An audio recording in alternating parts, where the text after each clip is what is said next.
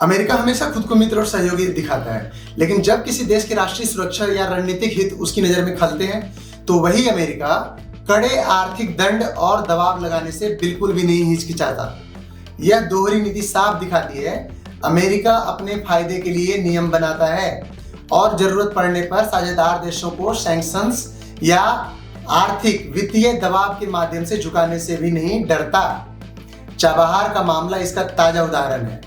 यहाँ तक कि अमेरिका भारत को दबाने और अपने दबदबे के लिए मजबूर करने के लिए कानूनी और आर्थिक हथियारों का इस्तेमाल करने से भी पीछे नहीं हट रहा है। पहले तो हम लोग जानते हैं कि ये चाबहार का मामला है क्या। चाबहार ईरान का एक पोर्ट है जो भारत मैनेज कर रहा है और अगले कुछ सालों के लिए मैनेज करने का ठेका लिया हुआ है, कॉन्ट्रैक्ट लिया हुआ है। तो अमेरिका ने चाबहार पोर्ट पर दी गई खास छूट, जिसको सैंक्शंस वेवर या फिर IFCA एग्जम्पशन बोला जाता है, उसको रद्द कर दिया है, जिसकी वजह से भारतीय पक्ष वहां मानवीय और कनेक्टिविटी वर्क कर पाता था। इस रद्दीकरण जो 29 सितंबर 2025 से प्रभावी कर दिया गया है, इसकी वजह से अब भारतीय कंपनियों को वहां पे काम करने में काफी दिक्कतें आएंगी। उनको चूज करना पड़ेगा कि वो चाबहार पोर्ट को यूज करके जैसे पहले चलता आ रहा था वैसे चलने दे या फिर अमेरिका के प्रेशर के आगे झुक जाए। अमेरिकी बयान में साफ साफ कहा गया है कि अब जो भी चाबहार ऑपरेशन से जुड़ा व्यक्ति या एंटिटी होगा वो IFCA के दायरे में आएगा। IFCA के दायरे का मतलब हो गया कि सैंक्शंस की कैटेगरी में आ जाएगा। अगर शॉर्ट में बोला जाए तो अमेरिका ने कहा है कि अब चाबहार पोर्ट से जुड़े कोई भी व्यक्ति या कंपनी उसके ईरान से रिलेटेड जो US सैंक्शंस थे, जिसको IFCA बोला जाता है, उसके दायरे में आएगी, यानी उनके अमेरिकी एसेट्स या लेन देन पर प्रतिबंध लग जाएगा। अब आप समझिए कि अमेरिका यहाँ पे क्या चाल चल रहा है। अमेरिका भारत को झुकाने के लिए सारी कोशिशें कर रहा है। भारत की नाकाबंदी कर रहा है, चारों तरफ से घेराबंदी कर रहा है। एक तरफ चिटागोंग जो बेस है बांग्लादेश का, उस पर कब्जा करने में लगा हुआ है। दूसरी तरफ जो बगराम एयर बेस है अफगानिस्तान का, उसको कब्जा करने में लगा हुआ है। तीसरी तरफ अब ईरान में जो चाबहार पोर्ट है, जिसको कि भारत ने लंबे समय के लिए लीज पे लिया हुआ है, उसके मेंटेनेंस का, उसके रख रखाव का, और उसकी वजह से भारत बहुत सारी गतिविधियों पे, दुश्मन देशों की गतिविधियों पे नजर रखता है, जो हम अभी आने वाले वीडियो में डिस्कशन करेंगे। उन सब पे अमेरिका लगाम लगाने के पीछे बुरी तरह से लगा हुआ है। रिपोर्ट्स के अनुसार अमेरिका ने स्पष्ट कर दिया है कि जिन कंपनियों का नाम भी लिस्ट में आया, मतलब जो भी कंपनियां चाबहार पोर्ट पर डील कर रही होंगी, मोस्टली ऑब्वियसली वो भारत की होंगी, उनके US बेस्ड जो एसेट्स हैं उनको फ्रीज कर दिया जाएगा। मतलब अमेरिकी जो फाइनेंशियल लेन देन होती है उस पर पाबंदी लगा दी जाएगी और व्यवहारिक तौर पर इसमें 45 दिन का वैसे वाइंड डाउन या एग्जिट होने का एग्जिट पीरियड दिया जाता है। मतलब इस वजह से भारतीय कंपनियों के लिए बहुत ज्यादा डिसाइसिव पॉइंट आ गया है कि वो लोग यहाँ कंटिन्यू करें या भाग खड़े हो अमेरिकन प्रेशर के आगे। जब भी किसी देश, कंपनी या व्यक्ति पर अमेरिका प्रतिबंध लगाता है, सैंक्शंस लगाता है, तो सबसे बड़ा असर उसके US बेस्ड फाइनेंशियल एसेट्स और उसके US फाइनेंशियल सिस्टम एक्सेस पर पड़ता है। पहले जानिए कुछ एग्जांपल के साथ, मैं भी बताता हूँ कि इसका मतलब क्या होता है। अमेरिका जब बोलता है कि आपके अमेरिकन एसेट्स या US बेस्ड फाइनेंशियल एसेट्स को मैं फ्रीज कर दूंगा, तो इसका क्या मतलब है, इसको कुछ एग्जांपल से आप समझिए। जैसे रूस के साथ अमेरिका ने किया 2022 में, जब यूक्रेन वॉर स्टार्ट हुआ तो रूसी सेंट्रल बैंक का लगभग $300 बिलियन का अमेरिकी डॉलर का रिजर्व पड़ा हुआ था। अमेरिका ने उनको फ्रीज कर दिया। मतलब पहले अमेरिका अपने डॉलर इनको देता है यूज करने के लिए, और उसके बाद जैसे ही आपके पास डॉलर ज्यादा जमा हो जाता है, अमेरिका आपके साथ मसलिंग करना शुरू कर देता है, जैसे रूस के साथ किया। जब रूस के पास $300 बिलियन का अमेरिकी डॉलर का रिजर्व हो गया, और जैसे रूस यूक्रेन के साथ युद्ध में घुसा, अमेरिका ने रूस के उस $300 बिलियन के रिजर्व को फ्रीज कर दिया। मतलब रूस अब उतने डॉलर को यूज कर ही नहीं सकता है। सोचिए रूस को कितना बड़ा धक्का और नुकसान पहुंचाया अमेरिका ने।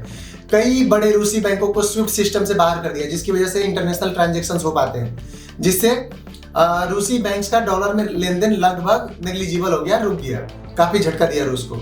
उसी तरह से ईरान के साथ किया 2012 में और फिर 2018 में, 2 बार।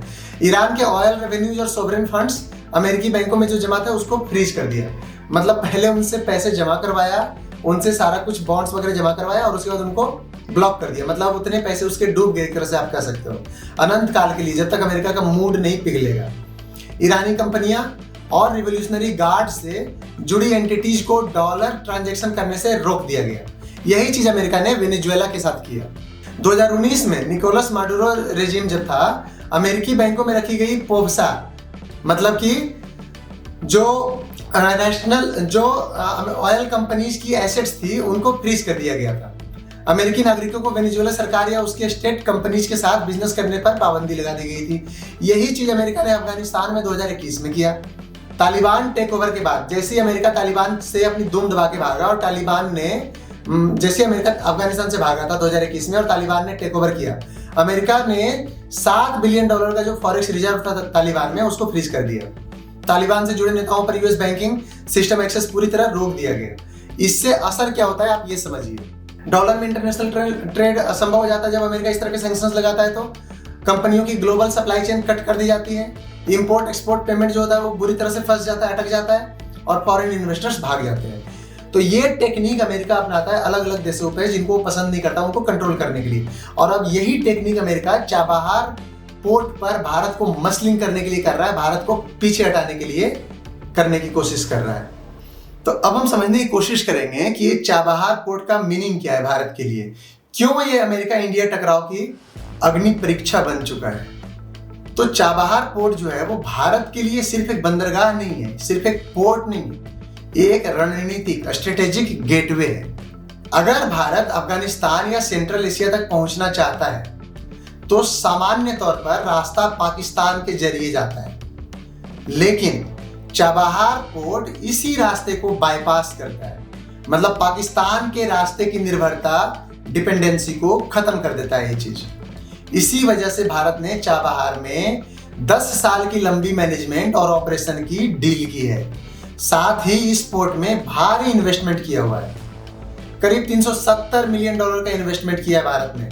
यह port north south transport corridor का अहम हिस्सा है जो भारत को रूस और यूरोप से जोड़ता है। और यह सिर्फ ट्रेड के लिए नहीं है, सुरक्षा के लिहाज से भी यह पोर्ट बहुत इंपॉर्टेंट हो जाता है, भारत के लिए बहुत ज्यादा मायने रखता है। चाबहार से भारत न केवल अफगानिस्तान और सेंट्रल एशिया तक पहुंच सकता है बल्कि इंडियन ओशन में अपनी स्ट्रेटेजिक पोजीशन को भी मजबूत रख सकता है। इसीलिए जब अमेरिका ने चाबहार पर अपनी सैंक्शन वेवर रद्द की तो इसका असर केवल पोर्ट पर नहीं पड़ा बल्कि भारत ईरान रिश्ते, अफगानिस्तान सेंट्रल एशिया तक भारत की रीच और पूरे जियोपॉलिटिकल ऑप्शंस पर पड़ रहा है। यही कारण है कि नई दिल्ली अब इस कदम की गहरी समीक्षा कर रही है और यही वजह है कि अमेरिका जानबूझ करके भारत को उस पॉइंट पे हिट करने की कोशिश कर रहा है जहां पे भारत को सबसे ज्यादा दर्द हो, ताकि भारत वहां से एग्जिट कर जाए और भारत एक तरह से ब्लॉक्ड हो जाए एक तरफ से, जिधर पाकिस्तान वाला रास्ता हमारा खुलता है वेस्टर्न साइड से। जब हम सैंक्शंस की बात कर रहे हैं तो आपको यह समझना भी जरूरी है कि अमेरिका का जो सैंक्शंस है या सेकेंडरी सैंक्शंस है उसका क्या इतिहास रहा है। तो आप जानिए, अमेरिका एक बहुत ही ज्यादा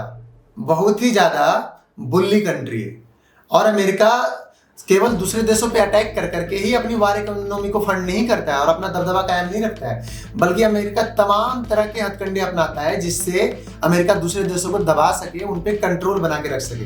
अमेरिका सिर्फ डायलॉग या कूटनीति से ही देशों पे दबाव नहीं बनाता, इसके पास एक बहुत ही शक्तिशाली फाइनेंशियल इंस्ट्रूमेंट भी है, फाइनेंशियल वेपन है, वित्तीय हथियार है। इसे हम समझ सकते हैं OFAC, IFC और सेकेंडरी सैंक्शंस के नाम से। मतलब ये सब जो नाम है यही सब अमेरिका का वो टेक्निक है, वो वेपन है, वो फाइनेंशियल वेपन है जिसे अमेरिका यूज करता है दूसरे कंट्रीज को कंट्रोल करने के लिए। असल में अमेरिका की डॉलर क्लियरिंग और यूएस बेस्ड जो एसेट्स तक पहुंच है वो दुनिया भर की बैंकों और कंपनियों के लिए बहुत जरूरी है। अगर अमेरिका कह दे कि इस कंपनी या देश के साथ काम मत करो तो दुनिया की बड़ी फर्में और बैंक तुरंत उससे दूरी बना लेते हैं। इसी को कहते हैं रिस्क ऑफ। ट्रंप प्रशासन से पहले और बाद के समय में अमेरिका ने गैर अमेरिकी कंपनियों पर यह सेकेंडरी सैंक्शंस लगाने का पैटर्न बढ़ाया था। इसका असर यह हुआ कि दुनिया की कंपनियां ईरान लिंक्ड डील से दूर रहने लगी, क्योंकि उन्हें पता था कि अगर उन्होंने नियम तोड़े तो उनके लिए अमेरिका के जो वित्तीय नेटवर्क है, जो फाइनेंशियल नेटवर्क है, वहां तक पहुंच मुश्किल हो जाएगी। और यह तरीका बहुत चालाक है, बहुत क्लेवर है, अमेरिका का श्रूड है।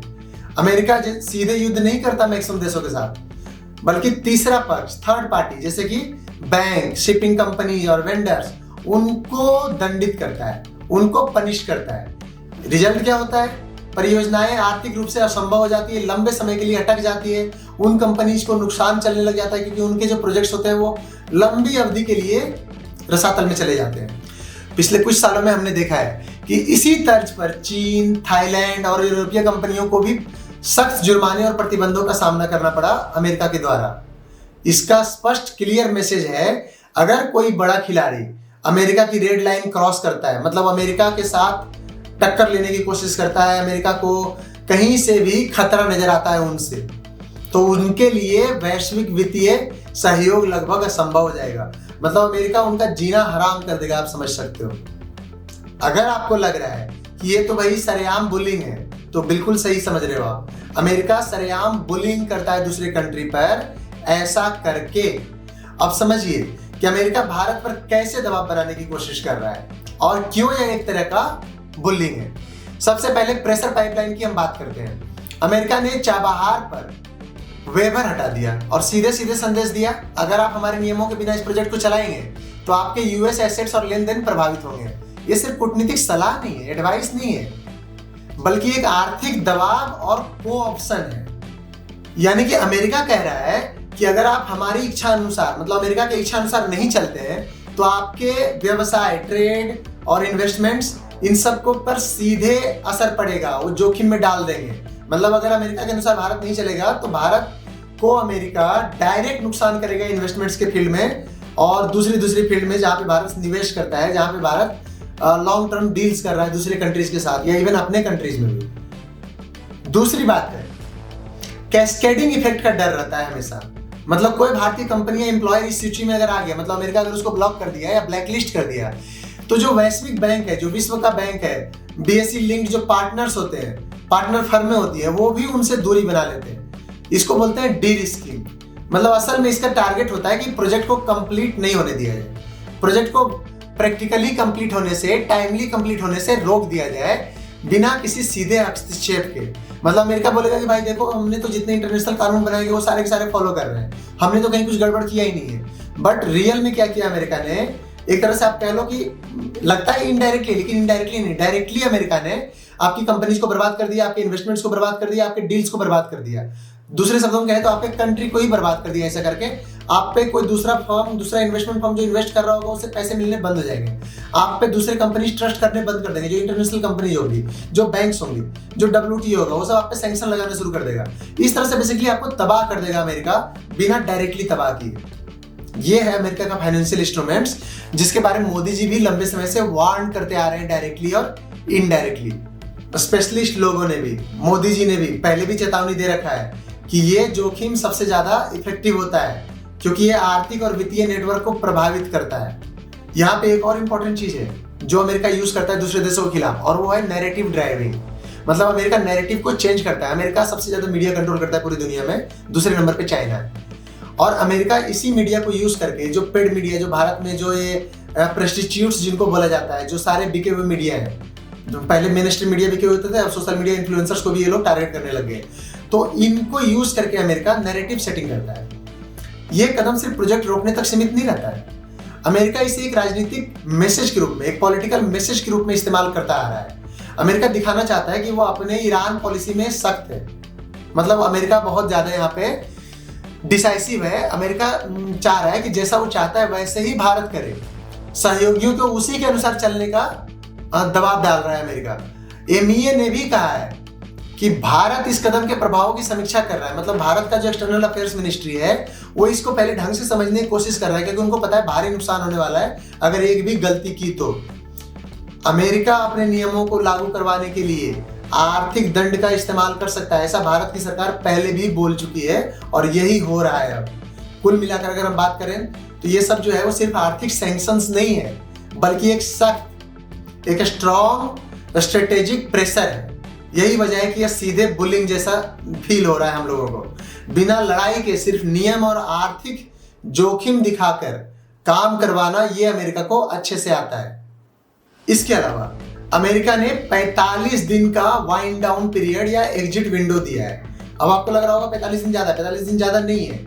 अगर मान लो कि भारत सरकार अमेरिका की बात मान भी लेती है और भारतीय कंपनियों को चाबहार पोर्ट खाली करने का ऑर्डर दे देती है, तो 45 दिन में वो अपने सामान वहां से निपटाने में, वहां से हटने में पर्याप्त नहीं होंगे, क्योंकि जो इन्वेस्टमेंट आप 10 साल से 5 साल से करते आ रहे हैं उसको आप 45 दिन 15 दिन में नहीं हटा सकते हैं। तो अमेरिका ने जानबूझ करके 45 दिन रखा है कि अगर भारत नहीं मानेगा तो अमेरिका आर्थिक सैंक्शंस लगाएगा, और अगर भारत अमेरिका की बात मान भी लेता है तब भी 45 दिनों में भारत उसको खाली नहीं कर पाएगा, जिसके बदले में अमेरिका फिर से आर्थिक सैंक्शन या तो लगा देगा, भारत के एसेट्स को अमेरिका सीज कर लेगा जो चाबहार एयरपोर्ट पे पड़े होंगे, या फिर स्टिल भारत पे वो आर्थिक सैंक्शंस लगा देगा। तो अमेरिका देखिए कैसे भारत को पनिश करने के लिए पागल होता हुआ जा रहा है। अगर हम बात करें कि इससे अमेरिका के और भारत के जो स्ट्रेटेजिक रिलेशंस हैं वो कैसे रहेंगे, क्या वो खराब होंगे, ऑब्वियस सी बात है।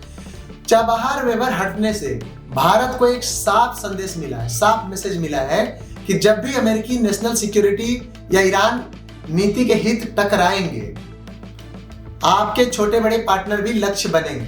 मतलब ये अमेरिका का कहना है। यही कारण है कि भारत अब इस कदम को पहले अच्छे से समझ रहा है। भारत के पास कुछ ऑप्शंस है, कानूनी और डिप्लोमेटिक चैलेंज करना भारत के पास एक ऑप्शन है, मतलब भारत इसको इंटरनेशनल कोर्ट में जाकर के चैलेंज करे, या फिर भारत इसमें बैक चैनल डिप्लोमेसी दिखाए। चाबहार पोर्ट को प्रोजेक्ट को सैंक्शंस रेजिस्टेंट बनाना, जैसे अपने पेमेंट चैनल्स बदलना, थर्ड पार्टी सेटिंग और रुपये में डील करना, ये सब ऑल्टरनेटिव क्लियरिंग सिस्टम का इस्तेमाल करना, ये सब कुछ और पॉइंट्स हैं जो भारत यूज कर सकता है। बट इसके लिए भारत को आई डोंट नो भारत ने पहले से तैयारी कर रखी है नहीं कर रखी है। मोदी जी की एंटिसिपेशन नीतियों को देखते हुए कहा जा सकता है कि भारत ऑलरेडी इन चीजों की तैयारी करके बैठा हुआ होगा, और मे भी अगले कुछ दिनों में या महीनों में हम भारत को ये सब इम्प्लीमेंट होते हुए देखेंगे, जिससे कि चाबहार पोर्ट पर स्पेशली अमेरिकन जो दबदबा है, जो अमेरिकन इन्वॉल्वमेंट है, उसको भारत कम करता हुआ नजर आ सकता है। और अमेरिका के सैंक्शंस के बावजूद भी हो सकता है भारत उस पर अपना काम कंटिन्यू कर सकता है। भारत एक काम यहाँ और भी कर सकता है, जो ब्रिक्स नेशंस है, रूस और ईरानी वित्तीय नेटवर्क के साथ मिलकर के भारत इस नीति को काटने की, इस नीति से बचने की कोशिश कर सकता है। आरबीआई और जो पॉलिसी मेकर्स हैं, उन्होंने हाल ही में रुपया आधारित इंटरनेशनल लेन देन पर काम तेज कर दिया था। पिछले कुछ महीनों से हम लोग देख रहे हैं, या एटलीस्ट कुछ साल से। इसका मतलब साफ है कि भारत धीरे धीरे डॉलर पर से डिपेंडेंसी कम करता हुआ नजर आ रहा है, जो मैंने पहले भी कई वीडियोस में बना चुका हूँ। और चाबहार जैसे प्रोजेक्ट्स को बचाने के रास्ते तलाश रहा है। कहीं ना कहीं भारत को आइडिया तो लग ही गया था कि अमेरिका आज न कल ये सब हरकतें करने वाला है, और शायद इसी वजह से भारत डॉलर पर से जितना जल्दी से जल्दी और जितना हो सके डॉलर पर से डिपेंडेंसी कम करने की कोशिश भी कर रहा है, और कम करता हुआ नजर भी आ रहा है। तो एंड में अगर हम बात करें कि भारत क्या ये सब बर्दाश्त करेगा, ये तो एक तरह से संप्रभुता पे अटैक करना हो गया अमेरिका द्वारा भारत पर। क्या भारत ये सब सहन करेगा, या फिर भारत इसका मुंह तोड़ जवाब देगा? जैसे अभी तक भारत ट्रंप के गाल पे झन्नाटेदार थप्पड़ लगाता हुआ आ रहा है, जब भी ट्रंप कोई उल्टा सीधा डिसीजन ले रहा है भारत के अगेंस्ट, तो अभी तक भारत स्ट्रेटेजिकली थप्पड़ मारता आ रहा है ट्रंप को। क्या भारत उस तरह का करेगा, या फिर भारत ट्रंप के आगे बेंड द नी कर देगा, झुक जाएगा? तो देखिए, भारत ने चाबहार पर चूंकि पहले से ही 10 साल की मैनेजमेंट डील कर रखी है और भारी इन्वेस्टमेंट किया हुआ, ये कोई ऐसा नहीं कि 1-2 करोड़ रुपए की बात है कि छोड़ के भाग गए। ये सिर्फ वाणिज्यिक प्रोजेक्ट नहीं है, बल्कि स्ट्रेटेजिक इंफ्रास्ट्रक्चर है। इसीलिए दिल्ली इसे आसानी से तो नहीं छोड़ने वाली है। भारत के पास कई तरीके हैं मजबूती से जवाब देने के लिए। फाइनेंशियल उपाय, वित्तीय उपाय, जैसे रुपी सेटलमेंट वगैरह मैंने अभी बात किया है, वोस्टो अकाउंट यूज करना हो गया, नॉस्टो अकाउंट यूज करना हो गया, एडजस्टमेंट्स हो गए, ब्रिक पेमेंट रेल्स का यूज हो गया, और इस तरह से मतलब भारत अलग अलग चीजें हैं जिनको भारत बहुत सारे चैनल्स को इस्तेमाल कर सकता है। डिप्लोमेटिक चाल में अगर देखा जाए तो रूस, ईरान, मध्य एशिया, यूएई के साथ तालमेल बढ़ा करके चाबहार की प्रासंगिकता को बचाने की कोशिश कर सकता है, चाबहार की रिलेवेंस को बचाने की कोशिश कर सकता है। जैसे कि मैंने एक बार और भी बोल रखा है, भारत बैक चैनल डिप्लोमेसी भी अमेरिका के साथ यूज कर सकता है, चूंकि अमेरिका ने कानूनी तरीके से ये सारे सैंक्शंस लगाने की कोशिश कर रहा है। मतलब अमेरिका कानूनी तरीके से वेबर को रद्द किया है, और चूंकि अमेरिका ने कानूनी तरीके से ये सारे सैंक्शंस लगाए हैं, मतलब अमेरिका ने कानूनी तरीके से वेबर को रद्द किया है और सेकेंडरी सैंक्शंस का ताकतवर टूल, पावरफुल टूल को इस्तेमाल कर रहा है। इसे कोयर्सिव प्रेशर या बुलिंग थ्रू फिनांस कहा जा सकता है। लेकिन भारत के पास जो विकल्प है, भारत उनको इस्तेमाल ऑब्वियसली करेगा।